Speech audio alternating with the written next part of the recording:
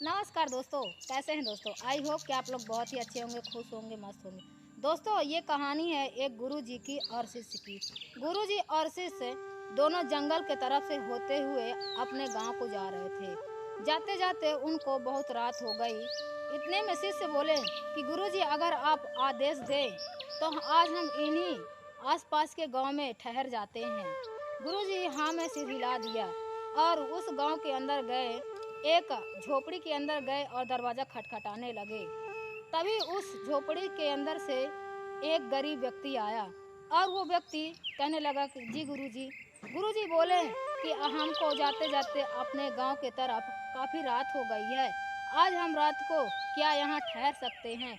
वो आदमी बोला जी गुरुजी, क्यों नहीं, और अंदर के तरफ दोनों को बुलाते हुए अंदर चले गए। गुरुजी देखे कि उसके अंदर घर में बहुत ही गरीबी थी।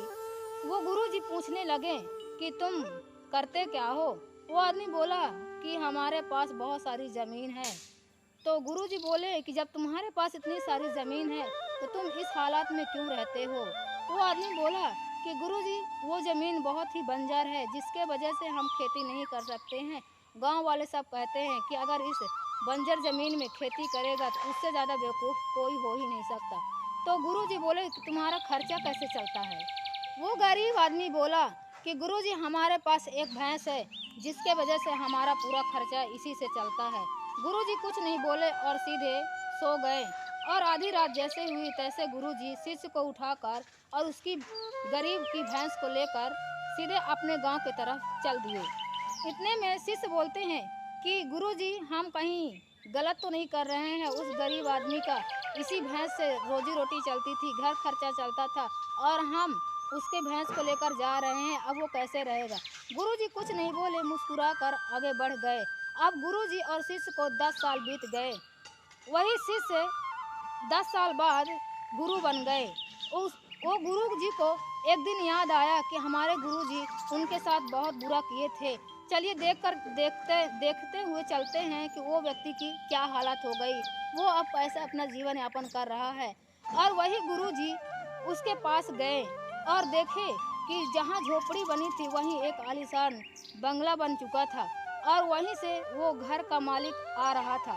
तभी गुरुजी बोले कि शायद आप हमें नहीं पहचाने, हम आपके घर आए थे एक दिन रहने के लिए, वो शिष्य और गुरु। तो वो आदमी कहा कि हाँ हाँ, अच्छा आप ही थे।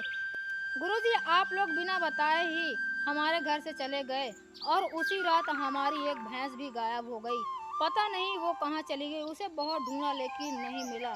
फिर हम सोचे कि क्यों ना हमारी बंजर ज़मीन में उसी में खेती करें, और दिन रात लगातार हम खेती करते गए तो आज हम बहुत सक्सेस हो गए। हम आज इस पूरे गांव में सबसे अच्छा और सबसे अमीर हो गए।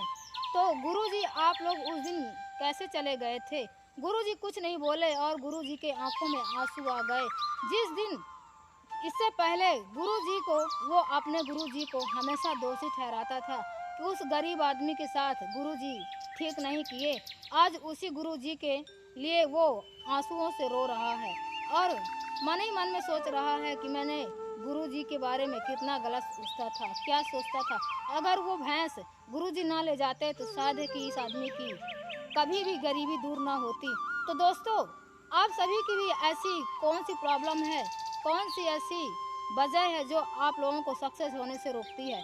तो दोस्तों, कहीं भैंस की तरह आप लोगों को भी कोई दूसरी प्रॉब्लम तो नहीं है कि इसके वजह से हमारे सक्सेस होने में रुकावट हो रही है, इस वजह से हमारा काम नहीं हो रहा, इस घर के वजह से, परिवार के वजह से, आस पड़ोस की वजह से, अपने खुद की कमियों की वजह से कौन सी ऐसी कमी है जो आपको धकेल रही है पीछे।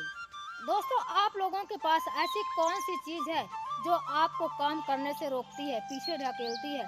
चाहे कोई वो जगह हो, कोई वस्तु हो, या कोई चीज़ हो, या कोई इंसान हो।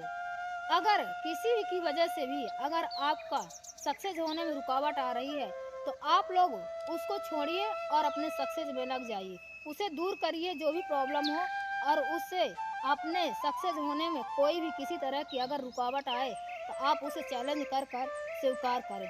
आई होप कि दोस्तों आप सभी को ये कहानी बहुत पसंद आई होगी। दोस्तों, आप सभी इस कहानी से ज़रूर मोटिवेट हुए होंगे और ऐसे ही मोटिवेशनल विचार सुनने के लिए आप हमारे YouTube चैनल को लाइक, सब्सक्राइब एंड शेयर करना ना भूलें। नमस्कार दोस्तों, फिर मिलेंगे। जय हिंद।